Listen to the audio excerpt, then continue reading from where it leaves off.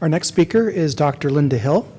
She is a professor in the Department of Family Medicine and Public Health, director of the Preventive Medicine Residency at the University of California, San Diego.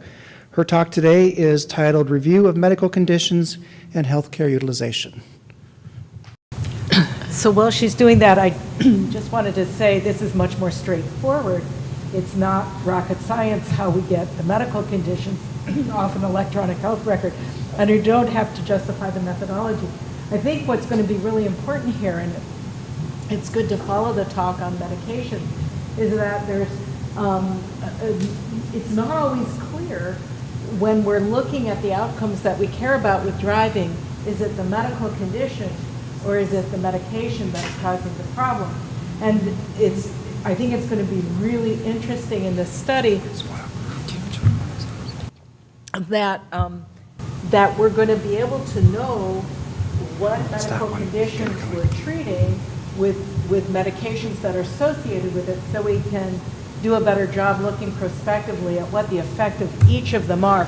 Many of the studies, the methodology of previous studies have not been able to do that, so I think this is really important. As I said, this is extremely straightforward methodology that we're going to talk about.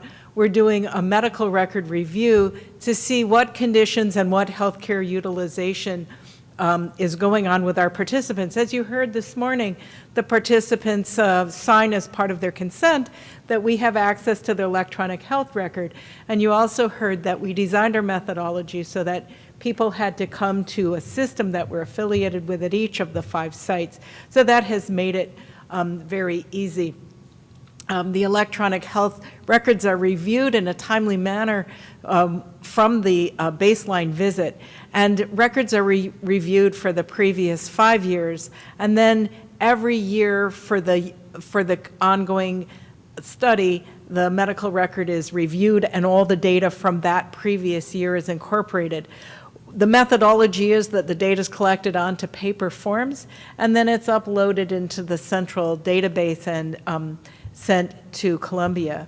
So as you also heard, we have a methodology where we ask our holder of medical records to screen the patients, prospective participants for us, so that we're not spinning our wheels, sending out letters to people.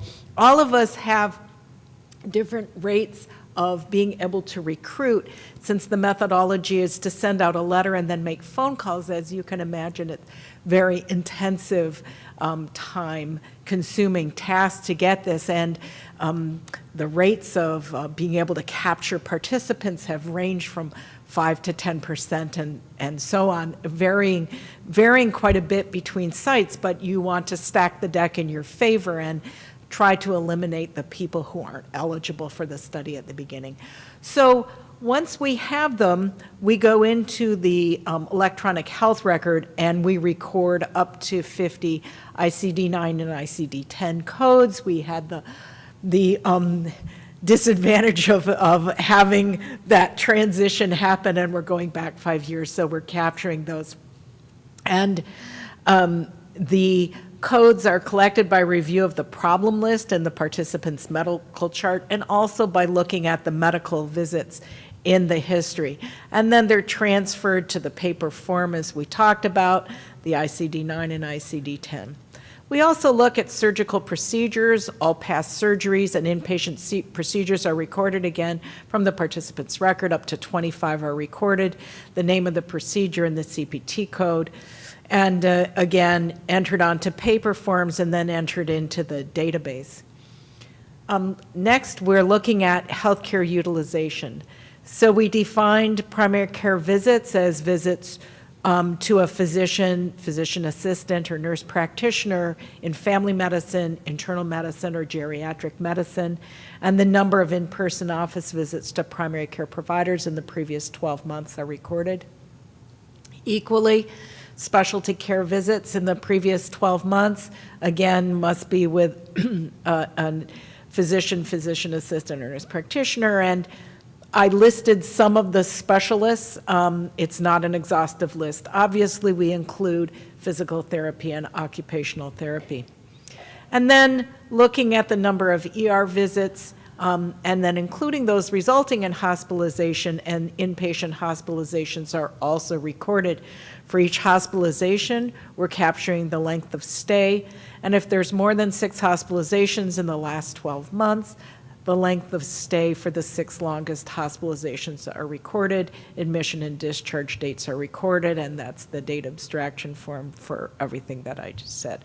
So we don't have data at this point. As David did, I was interested in looking at what some of the preliminary data was, and this is some of the conditions that people reported. We will have more complete data shortly. These are no surprises, the kinds of conditions that people are reporting, and then also utilization trends.